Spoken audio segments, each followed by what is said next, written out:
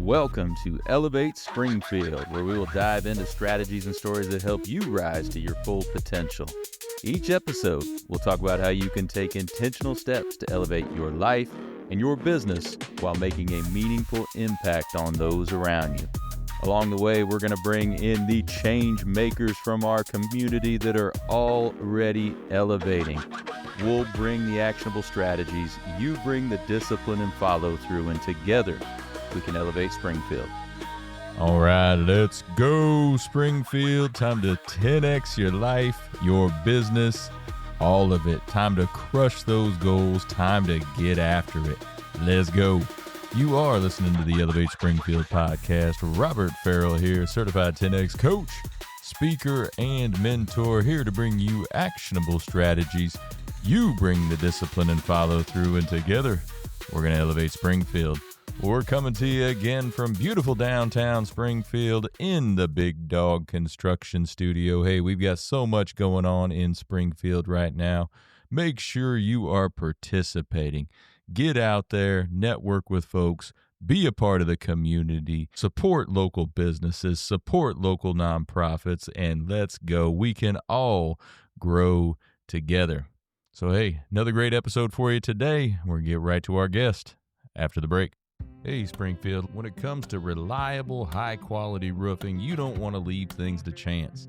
That's why you should reach out to Acosta Angeli Roofing, your local roofing expert, serving Springfield and surrounding communities. From quick, dependable repairs to full replacement, from residential to commercial, they are your trusted pros.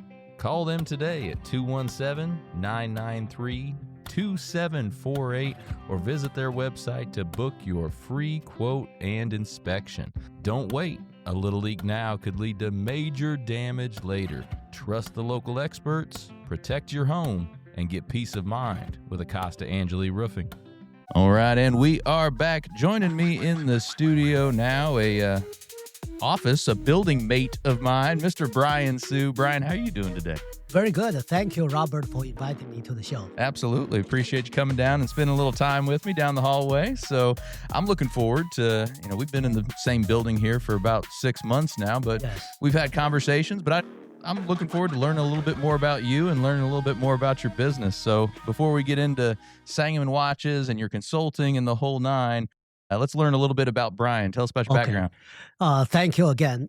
This is Brian. I have been living in Springfield since 1993. Originally, I came from China in last day, 1989. Okay.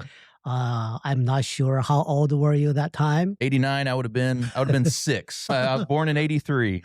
So I came to the United States after the Tiananmen massacre. Okay, the first day I landed in New York, and I was very amazed by the food I ate in Chinatown. So that's my first impression in the United States, because the dishes were so big.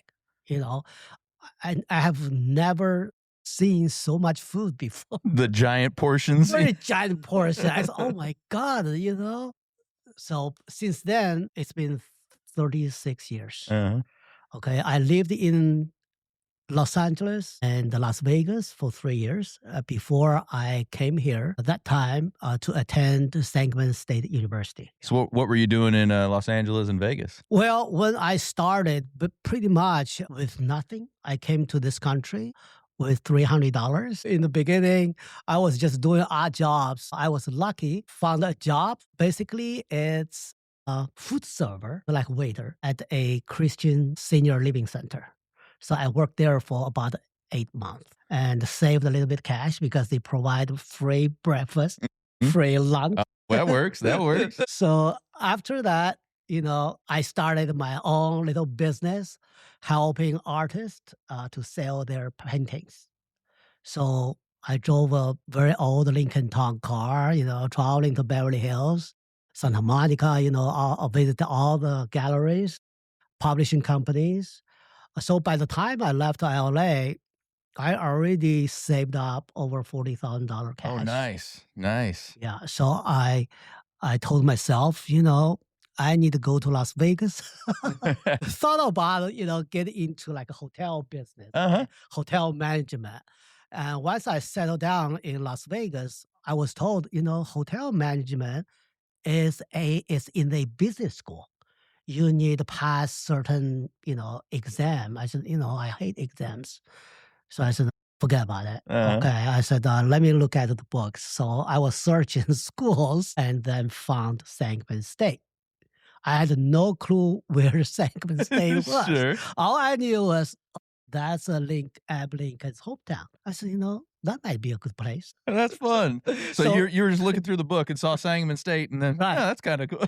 Yeah, so I called the university, the lady at the admission office. She was very, very nice. She said, Brian, what do you want to learn? I said, I came from China. I want to learn American democracy, how government work. And she said, then this is the best place. Okay, we are state capital, Abe Lincoln's hometown, and we offer internship. I said, okay, I'm coming. So I was talking to my American friends in Las Vegas and LA. Where's that? Sangamon, where's that? I said, well, it's somewhere near Chicago. Sure. So when the airplane landed, I think somebody picked me up at the Springfield airport. I just love the cornfield Mm-hmm. because in Las Vegas, all you see is desert. Right. There's no trees, nothing. I said, wow, my God, so much green, the cornfield. I really loved it. So I have never left Springfield. Uh-huh. I think Springfield is my home for past 32 years. Sure. Yeah, I really enjoyed it. That's awesome. And when you came over to the States, you come over alone, or did you come over with family? No, I came alone. Came alone? Just myself. Yep, just you, right? Yeah. Okay. Yeah. Awesome. So now you're in Springfield. Did you end up finishing out at Sangamon State then, and then? Right. By the time I got my master's degree in public administration, they changed the name to University of Illinois at Springfield. I said, wow, this was my best decision. It's like I was paying for this Sangamon State tuition, right? Right. Yeah. Got a degree from University From of Illinois. Yeah. I said it's a great deal. No doubt about it. No doubt about it. That's awesome. Yeah. So, when I left Las Vegas, I told myself, I said, after school, I would come back. Okay. But I never did, and I was lucky, and I started working for Governor Jim Edgar at his office for 2 years till his retirement. And I went to IDOT. Okay. And worked with IDOT for 14 years till 2011. What'd you do in Jim Edgar's office? I was at the most political sensitive office. Uh-huh. It's a personnel office. Okay. Yeah. Awesome. Okay. And then 14 years at IDOT? Yeah. So total over 16 years. I just went to the retirement system, finished my paperwork. There you go. For the state pension. Okay. There you go. So after those 14 years in 2011, what was next for you? Is that when you went out and started your own business? Of course, I always wanted to do my own business. So I started a consulting business. At that time, I just had a little baby. My wife, she was a full-time homemaker. But I said, I'm leaving. So I left the state. So the consulting business that you were starting, why consulting? Well, during that time, the U.S.-China relationship was pretty good that time. A lot of American companies were exploring opportunities in, investment opportunities or business opportunities in Asia, in China. I thought, well, I possibly can be a big help. In the beginning, it was pretty tough. All I had is a computer. I didn't know anything with the business community, with email, sent a lot of junk emails, sent a lot of spam emails. And I was pretty lucky and got one response, a developer in Los Angeles, and he responded and I helped him. He was very happy. And then he referred more clients for me. The following 2 years, the business was really growing very fast. So what are some of the services that you offer through there? How do you connect those things? For instance, a lot of the business, they know that time the Chinese economy was booming. but they did not know how to conduct the business over there. Hmm. Okay. So I basically host all sorts of workshops, seminars, conferences around the country. You name every major first tier, second tier, third tier cities in America, in the United States. I've been there hosting hundreds of events. Oh, wow. Okay. Uh, Basically connect people together, no matter you are a lawyer, you are a developer, you are accountant, everybody wants to get together, discuss about opportunities. Okay, so it's like a big networking. In the beginning, the very first event I went, okay, as a consultant, I was invited to speak about China in Orlando, Florida. That time, for the first time, I was involved in business community. Okay, Hmm. as a consultant, I saw over 100 people having fun. The organizer did a great job. We got a barbecue, we got everything. Oh, yeah. It was so much fun. I said, maybe I should do the similar stuff. So I went to Chicago, host my very first event with 50 people came. I was the only person. I had to do all the talking. I have to do the check-in, organizing Sure, hotel. sure. Oh, I was so exhausted. So you That's got how 50 people to your first event. That's good. right. And I charged like a $2.99 registration. So that was a pretty quick cash. In the state, you just make a, a salary, right? It's Right. fixed. And suddenly I see the potential. So I started doing that kind of events, workshops, focusing different industries, gas, oil industry, senior living industry, real estate industry, all sorts of industry. I'm pretty much acting as an organizer host. Then I invite speakers rather than me speak. So that saved me a lot of time. Oh, I bet it does. Yeah. And then Tyler, my partner, he was my intern that time. And we had an office at the Pepper Glen subdivision. There's a small office building. We rented the office over there. Then we travel all over the world. It was fun. That's awesome. That's Yeah. very cool. No, I had no idea. I thought you had the watch company. And I had no idea that you did all that stuff too. Yeah, So, yeah, mostly cross-border business and investment consulting. Yeah. very cool. And you're still doing it to this day? Yeah, I'm still doing it. Right now, I change a little bit of focus. Focus on the compliance. Okay, also the geopolitics. Hmm. So right now I'm helping a very large resort in New York in the mountains. The resort was purchased by a company in UK, and I'm helping them. And also, I'm working with another company. They are going to build a solar cell manufacturing factory in the north, somewhere nearby Chicago. Yeah. So cool. So have you ever, in the years that you've done this, have you ever had any connections where they're coming from Springfield to China or vice versa? Anybody local here? Yeah, yeah. We have a couple local companies. I forgot the company name. They doing the colored, what do you call it? The concrete floors. Name Like Solomon Colors? Or, Yeah, Yes. Solomon Colors. Yep. I helped them as well. Okay, awesome. Okay. And recently another company, Brent, Brant? the Oh, yeah, agriculture, Brant Ag. Yeah. they are calling me for assistance as well. But most of my clients are all over the country. Uh-huh. So it's very rare in central Illinois. No, that's amazing. I've talked to so many business owners here locally that have this business connection either across the country or across the world, and it floors me every time. All the things that are happening way outside of Springfield by folks right here, and you're just another example of that. And I think I that's really usually cool. travel so much before the pandemic through the airport here. So what drew you to the watch business then? Because I mean, we're sitting right above where Sangamon Watches is, so your other company. So Right. Like 2019, you cannot believe how much travel I did just in a single year. uh-huh. I was in Tokyo, Japan 12 times, 12 times to Tokyo. Wow.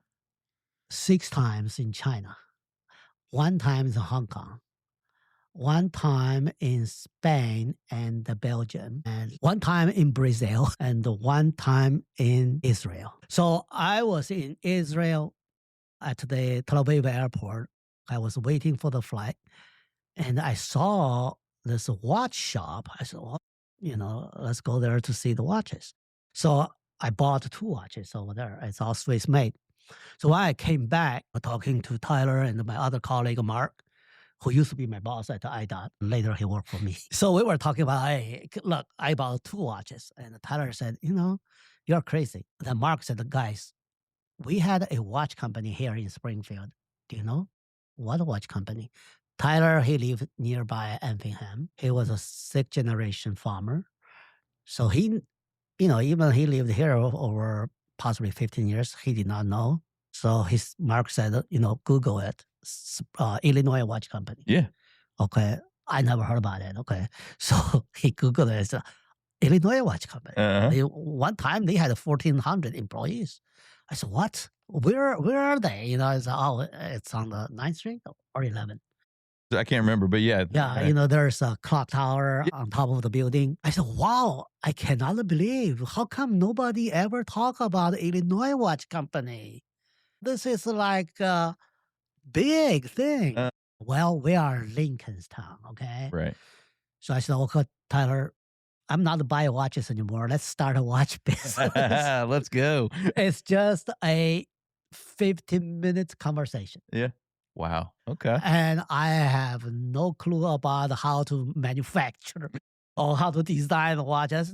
Tyler, we are here in Sangamon, right? In Springfield, because I and Mark both, we are kind of like history nuts about Lincoln. Sure. Okay? We love Lincoln.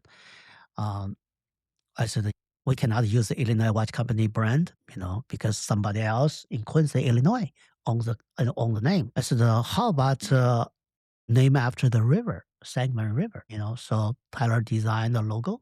You see there's eyes with a river going through it. Yeah. So that's how we get started. Okay.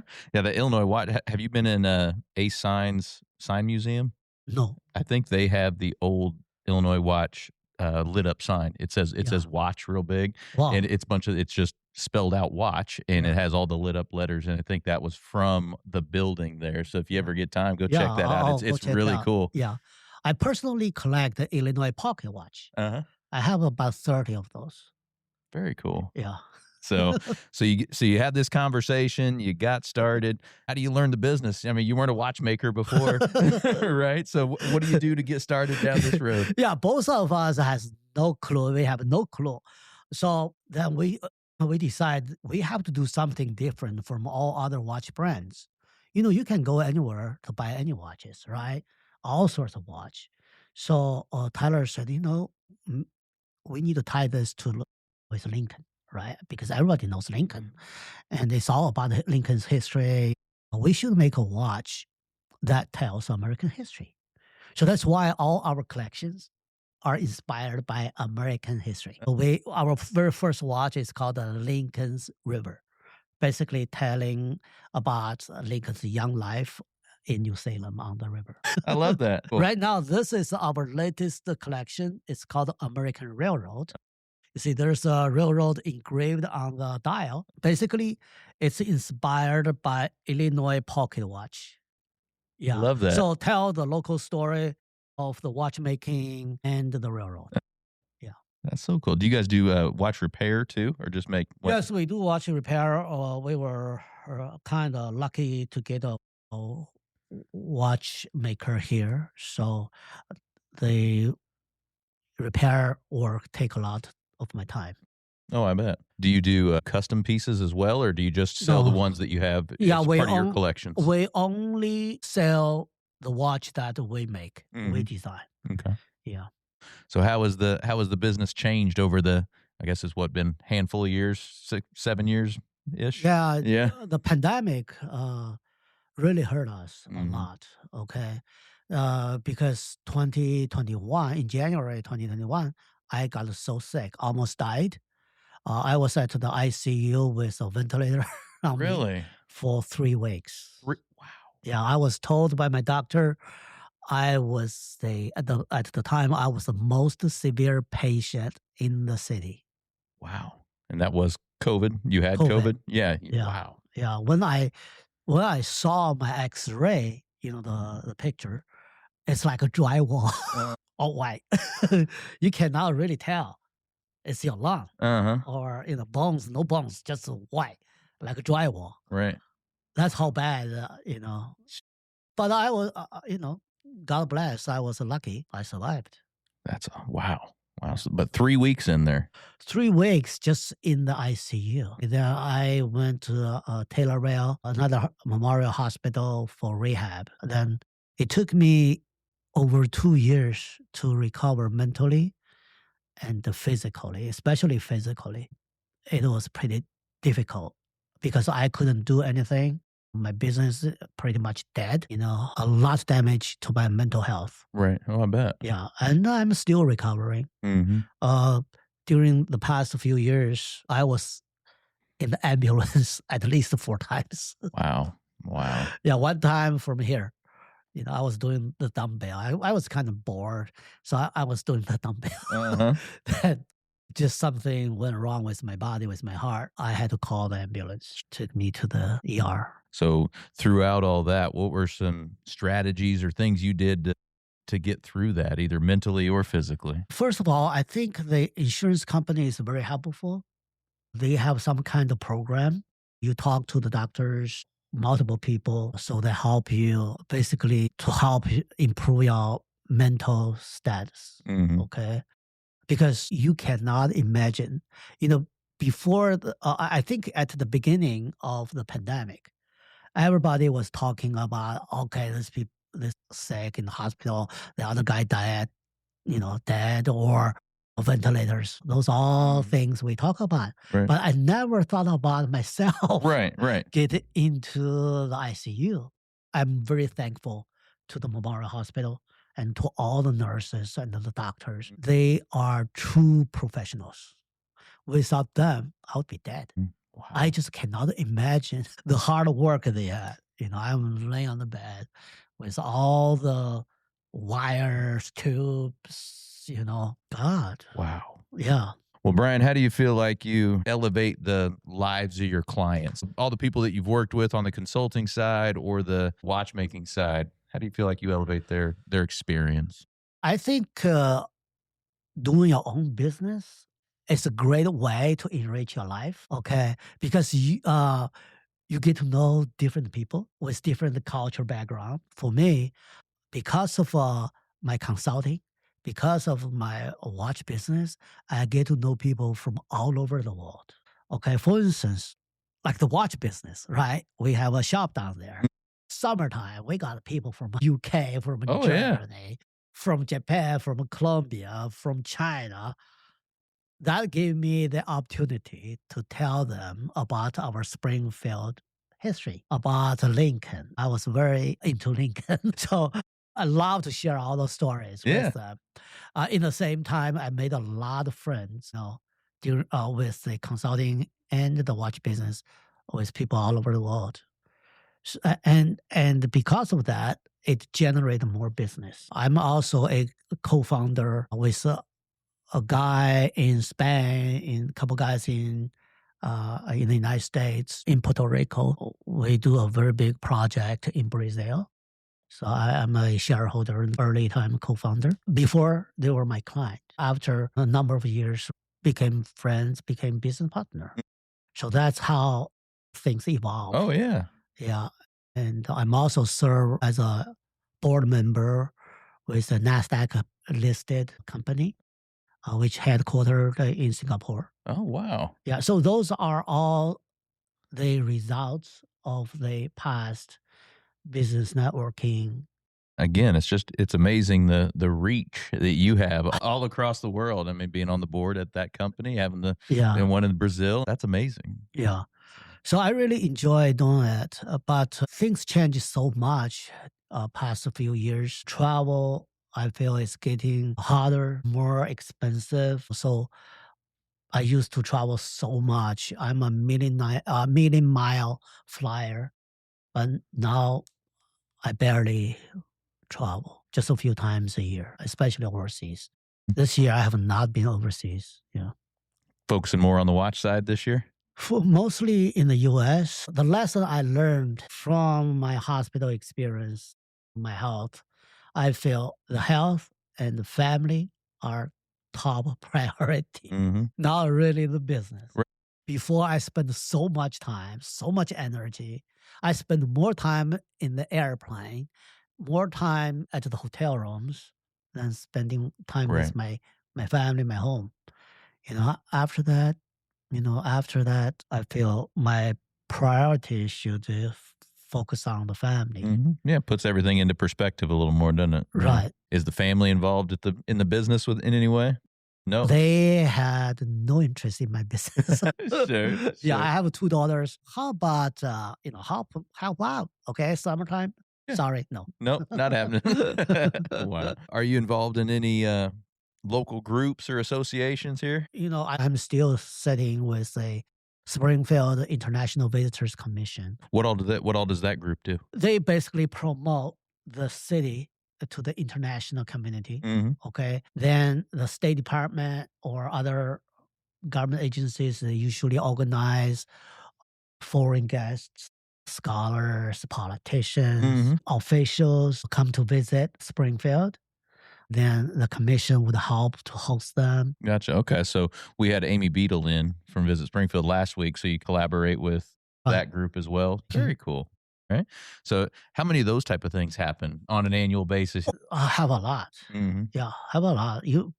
They were not in the news, but I think next week we have a meeting, a commission meeting. Mhm. Yeah, Japan, Ukraine, from other countries, they come here because the State Department has a lot of programs, and they bring those people to the United States. Then they send them to different cities. Okay. Springfield, with Lincoln, it's always popular. Right. Okay. Awesome.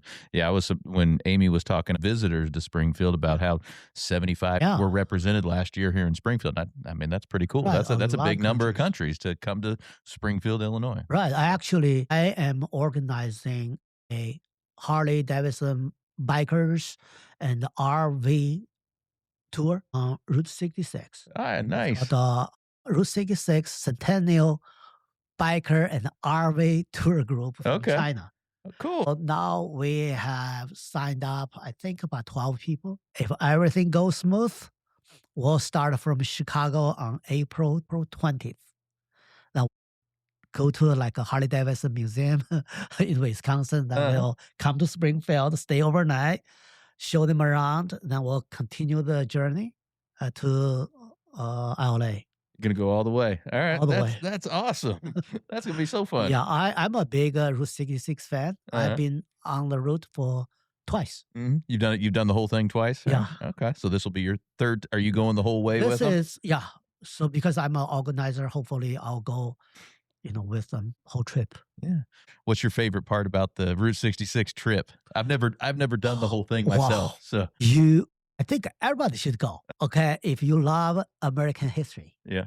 because this was a main road in the early years, considered as the main street of America or the mother road. Yeah. Okay, there's a lot of history in different places. It goes through 8 states.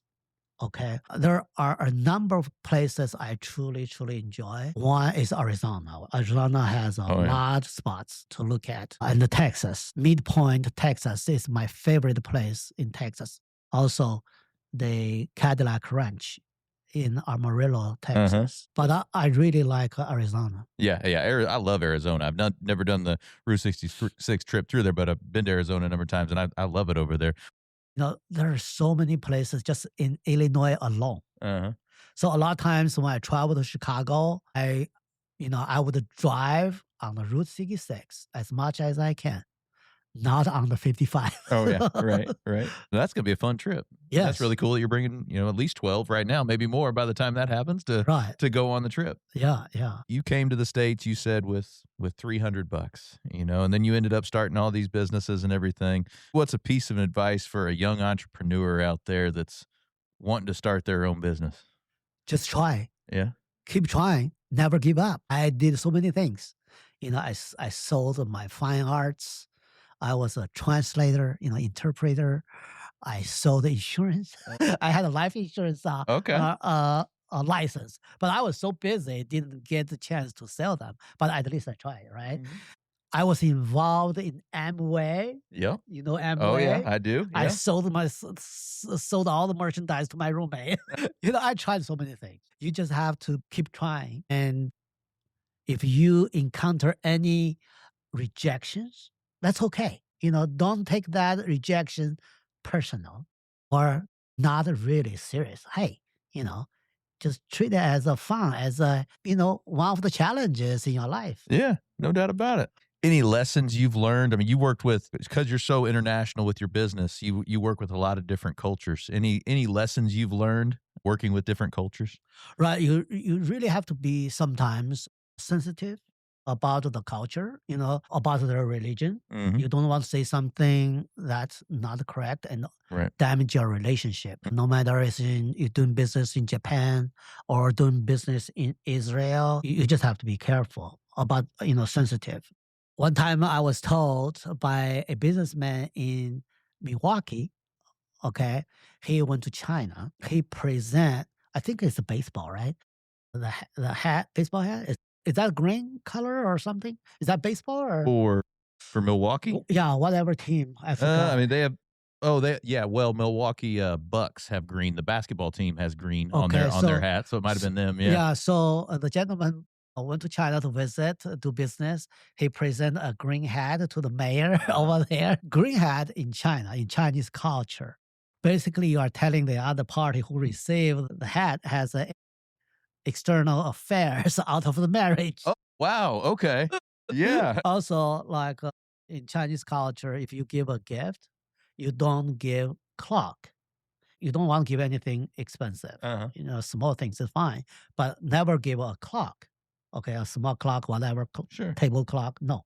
Okay, because clock, okay, in the pronunciation in the Chinese, it's like a go to the funeral. Oh, wow. Okay. So I'm pretty sure other culture have similar things, right? Of course, yeah, and if you're not educated on that, you Right. don't know those things, yeah, you could really make a very bad impression unknowingly. Right. One time I got a large group of American officials, businessmen to Singapore. We had a meeting with the largest company in Singapore. In Singapore, most of the people, they are actually ethnic Chinese. So no matter what Americans say, they say, yes, yes, yes, yes. Then at the end of the meeting, all my American friends said, I'm confused. They all say yes. Is that real yes or what? I said, no, it's just being polite. Okay. So you never, if we say yes, that's yes. Right. Right. They say yes. Okay, good. Doesn't mean much. Right, just being polite. Yeah. Okay. So let's flip over to the personal side just a little bit. How else do you elevate your life personally? Well, I don't see myself gonna stop working soon. I enjoy working, but I'm taking a little bit of slower pace. A lot of times I feel that we are so busy with things around us, with our phone, with social media, right? Keep us busy. So nowadays, I'm still conducting the business, but I don't want to take any phone calls, don't want to do any emails. Sure. Mhm. I would select high value client, rather than talking to everybody. Mm. So that's how I conduct business. It's totally different from before. Sure. Before I talk to everyone. Now I don't. Right. I don't want to. Much more selective now. Right, very selective. Nice. Well, Brian, so much great stuff today. I like to close with these last couple of things. Let's give the audience a piece of advice, one on the personal side, one on the professional side, to help them elevate their life or business. I think on the personal side, after working so hard for many years, I think family, children, and your health are the most important thing in your life. Nothing else. So you need, just like my kid tell me, Daddy, you need to balance life and the work. Before it's just too much work and not much life. That's from the personal side. Mhm. Okay, from the career or business side, do the things that you truly enjoy. If you don't like your job, forget about it. Move on. Find something you enjoy. Not get stuck to it. Love it. And is there anything we can do community wide to help all of us here elevate Springfield and the surrounding communities? Yeah. The watch company has been a big supporter to local communities and the communities in other areas, mostly the veteran communities. So we donate money, we donate the watches because we have multiple military themed watches. Sure. We donate to the U.S. Marines, Army, those veteran organizations so that they can auction them to raise money. For my company, before the pandemic, I set up 2 scholarships at the UFI Springfield for 5 years. One was made available to veterans, Illinois veterans. The other one was made available to international students. Yeah. Love it. Well, Brian, if somebody wants to do some business with you by coming and buying a watch from you, where do they go do that? Well, they come to downtown, 206 South 6th Street, right? And right across from the visitor center. Awesome. Yeah. We have watches inspired by American history. We actually sold a lot of those in Europe. Really? They love it. Okay. Well, appreciate you spending some time with me today. It was fun learning about your background and all the things you've done. Thank you again for inviting me. Well, we're going to let Brian get back to elevating Springfield. But for the rest of y'all, Thank we'll you, be right back. everyone. Looking for expert tree care with hometown integrity? Look no further than Sangamon Tree Service. They're your trusted local pros, delivering quality workmanship, exceptional customer service, and fair, honest pricing every time. Whether it's trimming, removal, or storm cleanup, their team brings professionalism and care to every job, big or small. Call the name your neighbors trust, Sangamon Tree Service, or visit them today at sangamontreeservice.com. Sangamon Tree Service, rooted in quality, built on trust. When I first walked into Shudokan Karate Club, I was just looking for a way to get stronger, but what I found was so much more. Here we train in traditional karate, the real stuff, passed down through generations. Every punch, every kata has purpose. I've learned self-discipline, confidence, and how to protect myself. Not just in class, but in real life. It's not about being aggressive, it's about being prepared. This is more than a club, it's a way of life. Join us at Shudokan, traditional, powerful, real. Ki-ai! Well, thank you for joining us today, everybody. Appreciate you making us a part of your day. Hey, don't forget while you're out on social, check ours out. You can check my personal one out at Robert Farrell, at everywhere. Check out those Elevate Springfield pages, those Big Dog Business Coaching pages as well. Check us out over on YouTube. Give us a subscribe, give us a like or a follow on any of those channels. We would certainly appreciate it. So, hey, take what you learned today. You bring the discipline and follow through, and together, that's right, y'all, we're going to elevate Springfield. Be great. Looking for personalized insurance with hometown care? David Hilst, American Family Insurance Agents, here to help you protect what matters most: your family, your home, and your dreams. Whether it's auto, home, life, business, David and his team are proud to serve the Springfield community with trusted advice and reliable coverage. Local service, real relationships, peace of mind. Call today or stop by their office. They can build your dream protection plan together. Call 217-726-6343